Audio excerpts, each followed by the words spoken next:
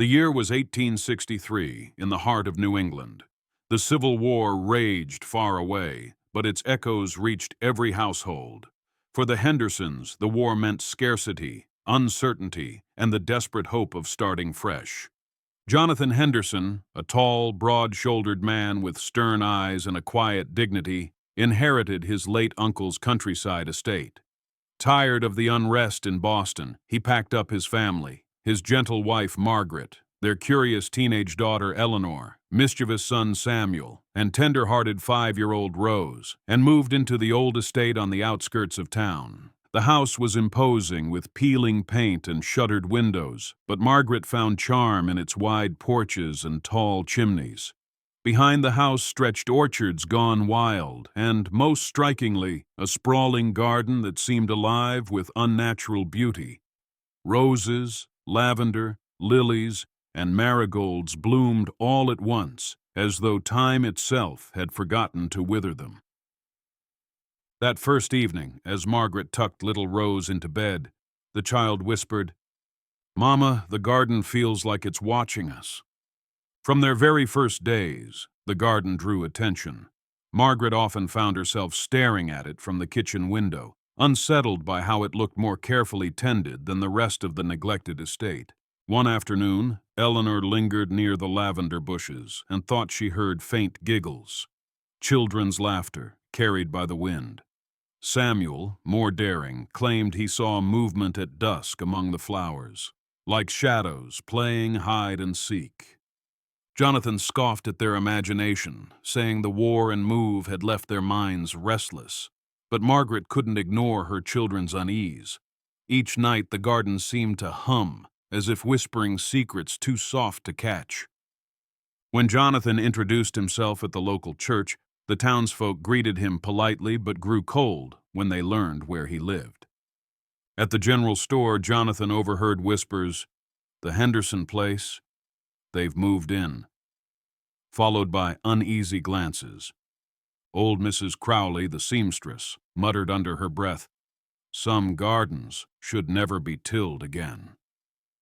Samuel, curious, asked the blacksmith why people avoided speaking of their home. The man only wiped sweat from his brow and said, "Boy, some things are better left buried." One crisp morning, Rose wandered into the garden chasing a yellow butterfly. She tripped and fell, scraping her knee, but what caught Margaret's attention wasn't her child's tears. It was what Rose had stumbled on. Beneath the dirt, half hidden, lay a small stone marker. Margaret brushed the soil away with trembling hands and found crude initials carved into the stone. L.P. Jonathan dismissed it as a forgotten farm marker, perhaps for livestock or crops, but Margaret's heart sank. Something about the stone felt sacred, like a grave left behind. Rose stared at it solemnly and whispered, "She didn't want me to fall, Mama. She was trying to warn me." As autumn deepened, Eleanor and Samuel took to exploring the garden. They wanted to plant tulips in the empty patches, but as they dug, their shovels struck stone after stone. Beneath the rich soil lay a scattering of small markers, each crudely engraved with initials and faded dates, 1819, 1820, 1821. Eleanor's face went pale. "These aren't garden stones, Sam. These are graves." Samuel swallowed hard, suddenly aware of the silence that pressed around them, as if the garden itself was listening. Haunted by what they found, Margaret searched the attic for answers. Among the dust and cobwebs, she discovered a heavy wooden chest belonging to Jonathan's uncle. Inside were letters tied with ribbon, yellowed with age. One letter, dated 1821, shook her to the core. "The children are gone. I did what was necessary. The garden must remain untouched, for it holds what the world should not see." Margaret's hands trembled. She stuffed the letter into her apron and hurried downstairs, her heart heavy with dread. That very night, Samuel woke gasping from a dream. In it, he saw children in tattered clothing playing in the moonlit garden. Their eyes were sad, their laughter hollow. One child, a girl with braids, whispered to him, "We are not at rest." Tell our story." When he awoke, his feet were caked with dirt, though he hadn't left his bed. He told Eleanor, who believed him instantly. Together, they decided the garden wasn't just a burial ground. It was a plea.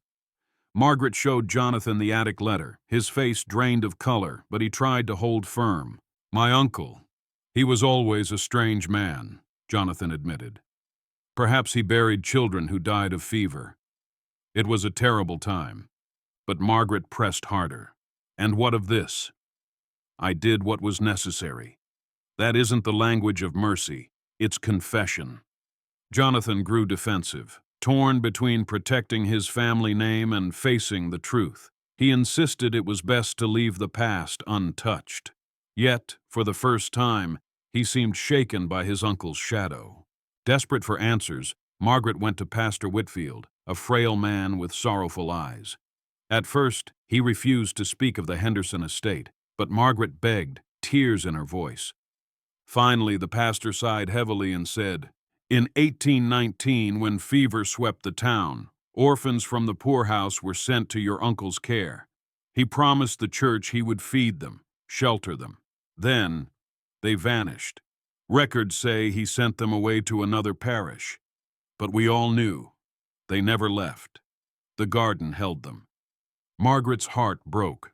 She realized the stones her children uncovered weren't random. They were the silent voices of those forgotten souls.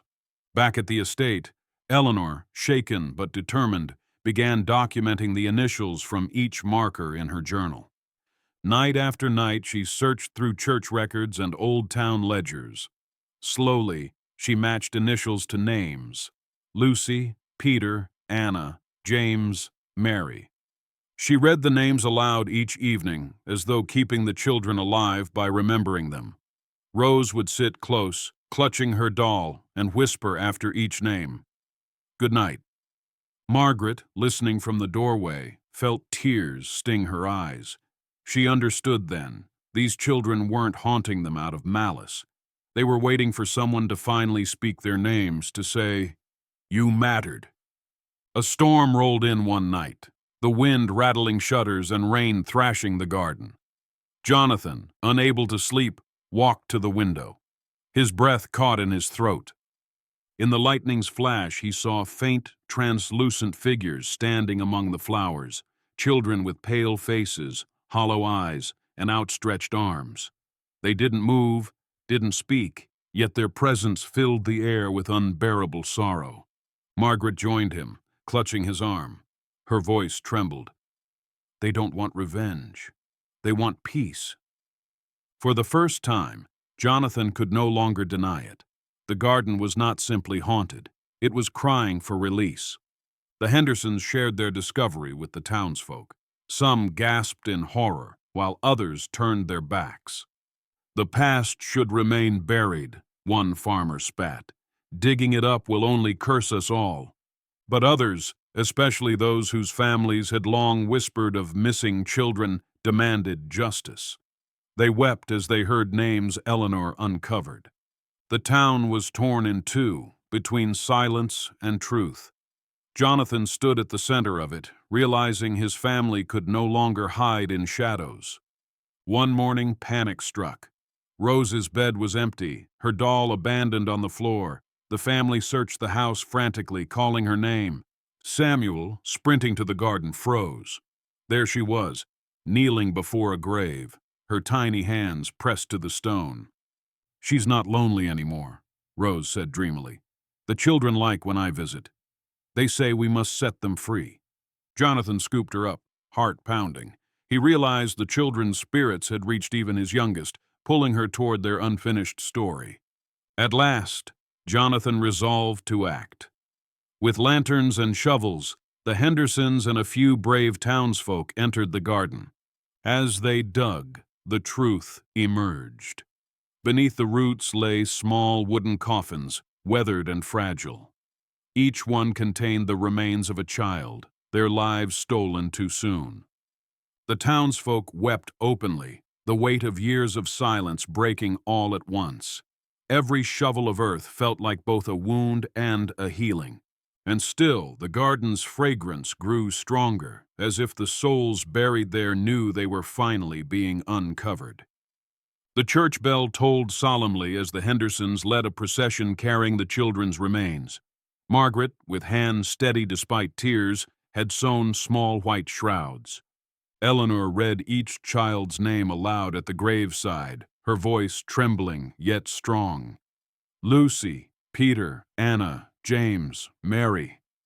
Samuel placed wildflowers on each tiny casket, while little Rose laid her doll gently among them, whispering, "So you won't be lonely anymore." The town stood in silence, moved beyond words.